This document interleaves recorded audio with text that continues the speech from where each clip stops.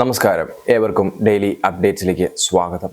നമ്മൾ ഡെയിലി അപ്ഡേറ്റ്സിലൂടെ സാധാരണ ജീവിതത്തിൽ നമ്മൾ അറിഞ്ഞിരിക്കേണ്ട സുപ്രധാന കാര്യങ്ങളും അതുപോലെ വരും ദിവസങ്ങളിൽ ഗവൺമെൻറ് സ്കീമുകളിൽ വരുന്ന മാറ്റങ്ങളും അതുപോലെ നമ്മൾ അപേക്ഷിക്കേണ്ട കാര്യങ്ങളുമാണ് ഡെയിലി അപ്ഡേറ്റ്സിലൂടെ അറിയിക്കുന്നത്. ചാനൽ ആദ്യമായി കാണുന്നവർ ചാനലൊന്ന് സബ്സ്ക്രൈബ് ചെയ്യാനും കൂടെയുള്ള ബെൽ ബട്ടൺ എനേബിൾ ചെയ്യാനും മറക്കാതിരിക്കുക. കൂടെ വാട്സപ്പ് ഗ്രൂപ്പിൽ കൂടി ജോയിൻ ചെയ്യുകയാണ് എന്നുണ്ടെങ്കിൽ ചാനലിൽ അപ്ഡേറ്റ് ചെയ്യുന്ന വീഡിയോ യഥാസമയം നിങ്ങളിലേക്ക് എത്തിച്ചേരുന്നതാണ്. അതിനായി ഡിസ്ക്രിപ്ഷനിൽ നൽകിയിരിക്കുന്ന വാട്സപ്പ് ഗ്രൂപ്പ് ലിങ്കിലേക്ക് ജോയിൻ ചെയ്യാവുന്നതാണ്. ആദ്യത്തെ വാർത്ത, സൗജന്യ ആധാർ അപ്ഡേഷൻ നടത്തുന്നതിനുള്ള തീയതി നീട്ടി. ജൂൺ 14 വരെ നമുക്ക് സൗജന്യമായി ആധാർ അപ്ഡേറ്റ് ചെയ്യാം. 10 വർഷത്തിൽ കൂടുതലായിട്ടുള്ള ആധാർ കാർഡുകളെല്ലാം നമ്മൾ അപ്ഡേറ്റ് ചെയ്യേണ്ടത് നിർബന്ധമാണ്. അതിനായി നമുക്ക് ഫ്രീ ആയി അക്ഷയ കേന്ദ്രങ്ങൾ സന്ദർശിച്ചുകൊണ്ട് ചെയ്യാൻ സാധിക്കുന്നതാണ്. ജൂൺ 14 ശേഷം നമ്മൾ എന്തെങ്കിലും അഡ്രസ്സോ മറ്റു ഡീറ്റെയിൽസോ ചേഞ്ച് ചെയ്യണം എന്ന് കരുതുകയാണ് എന്നുണ്ടെങ്കിൽ തീർച്ചയായും പണമടച്ചുകൊണ്ട് മാത്രമേ നമുക്ക് ചെയ്യാൻ സാധിക്കുകയുള്ളൂ. അതുകൊണ്ട് തന്നെ ആർക്കെങ്കിലും ആധാറിൽ എന്തെങ്കിലും അപ്ഡേഷനും മറ്റു കാര്യങ്ങളും വരുത്താനുണ്ട് എന്നുണ്ടെങ്കിൽ തീർച്ചയായും ജൂൺ 14 മുമ്പ് തന്നെ ചെയ്തു തീർക്കാൻ ശ്രമിക്കുക. ജൂൺ 14 ശേഷം 50 രൂപയായിരിക്കും ഫീസ്. എല്ലാ കമ്പ്യൂട്ടർ സെന്ററുകളിലും നമുക്ക് പിന്നീട് ആധാർ അപ്ഡേറ്റ് ചെയ്യാൻ സാധിക്കില്ല. അതിനുവേണ്ടി ഓതറൈസ് ചെയ്തിരിക്കുന്ന അതോറിറ്റി വഴി മാത്രമേ നമുക്ക് പിന്നീട് അപ്ഡേറ്റുകൾ ചെയ്യാൻ സാധിക്കുകയുള്ളൂ. അടുത്ത വാർത്ത, ഗോൾഡ് റേറ്റിൽ ഇടിവ് സംഭവിച്ചിരിക്കുന്നു. 1 ഗ്രാം സ്വർണത്തിന് 150 രൂപയാണ് കുറഞ്ഞിരിക്കുന്നത്. 24 ക്യാരറ്റിനാണെങ്കിൽ 163 രൂപയാണ് കുറഞ്ഞിരിക്കുന്നത്. 18 ക്യാരറ്റ് സ്വർണത്തിന് 122 രൂപയും കുറഞ്ഞിട്ടുണ്ട്. 22 ക്യാരറ്റ് സ്വർണത്തിന് 150 രൂപ കുറഞ്ഞ് 8190 രൂപയാണ് 1 ഗ്രാം സ്വർണത്തിന്റെ വില.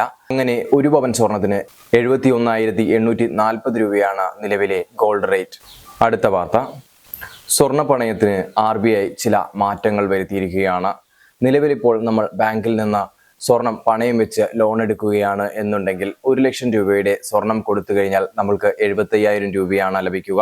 അതിൽ ചില മാറ്റങ്ങൾ വരുത്തിയിരിക്കുകയാണ്. ഇനി നമ്മൾ സ്വർണം പണയം വയ്ക്കുകയാണ് എന്നുണ്ടെങ്കിൽ 1 ലക്ഷം രൂപയുടെ സ്വർണം പണയം വെച്ച് കഴിഞ്ഞാൽ നമ്മൾക്ക് 80,000 രൂപ വരെ ലഭിക്കുന്നതാണ്. അതായത് 10% വർധനവാണ് വരുത്തിയിരിക്കുന്നത്.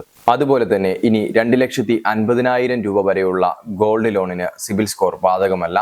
നമുക്ക് ഒരു ലോൺ നൽകുന്ന സമയത്ത് തീർച്ചയായും സിബിൽ സ്കോർ നോക്കി മാത്രമാണ് ബാങ്കുകൾ ലോൺ നൽകാറുള്ളത്. അതുകൊണ്ട് തന്നെ നമുക്ക് പലപ്പോഴും ലോൺ ലഭിക്കാറില്ല. അങ്ങനെ ഗോൾഡ് ലോണിലും ചില ബാധ്യതകൾ വരാറുണ്ട്.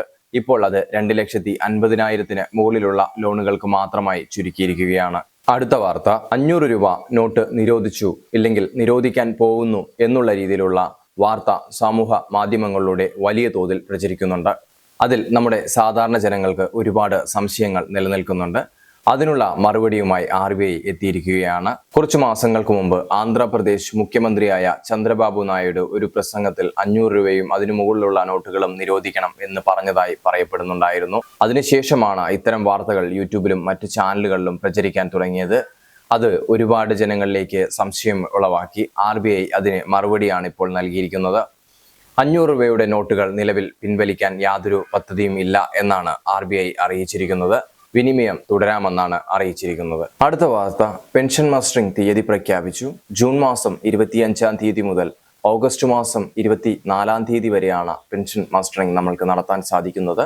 പെൻഷൻ സ്വീകരിക്കുന്ന എല്ലാ ഗുണഭോക്താക്കളും ഈ കാലയളവിനുള്ളിൽ തന്നെ പെൻഷൻ മസ്റ്ററിംഗ് പൂർത്തിയാക്കാൻ ശ്രദ്ധിക്കുക. മസ്റ്ററിംഗ് പൂർത്തിയാക്കാത്ത ഉപഭോക്താക്കൾക്ക് തീർച്ചയായിട്ടും പെൻഷൻ നഷ്ടപ്പെടുന്നതാണ്.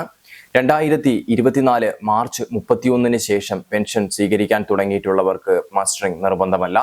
അതിന് മുൻപ് മുതൽ പെൻഷൻ സ്വീകരിക്കുന്ന എല്ലാ ഗുണഭോക്താക്കളും മസ്റ്ററിംഗ് നിർബന്ധമായും ചെയ്യേണ്ടതാണ്. ശാരീരിക ബുദ്ധിമുട്ട് കാരണം അക്ഷയ കേന്ദ്രങ്ങളിലും മറ്റും പോയി മസ്റ്ററിംഗ് നടത്താൻ സാധിക്കാത്ത ആരെങ്കിലും ഉണ്ടെങ്കിൽ അക്ഷയ കേന്ദ്രങ്ങളിൽ വിവരമറിയിക്കുകയാണെന്നുണ്ടെങ്കിൽ അവിടെ നിന്ന് നേരിട്ട് വീട്ടിലേക്ക് വന്ന് മസ്റ്ററിംഗ് നടത്തുന്നതായിരിക്കും. അടുത്ത വാർത്ത, ജൂൺ മാസ പെൻഷൻ തീയതി പ്രഖ്യാപിക്കുന്നു. സാധാരണയായി മാസം അവസാനമുള്ള ആഴ്ചയിലാണ് പെൻഷൻ വിതരണം നടത്താറുള്ളത്. എങ്കിൽ ഈ മാസത്തും എല്ലാവരും പ്രതീക്ഷിച്ചിരുന്നത് 25-ാം തീയതിക്ക് ശേഷമുള്ള ഒരു തീയതിയിൽ പെൻഷൻ വിതരണം നടത്തും എന്ന് തന്നെയാണ്.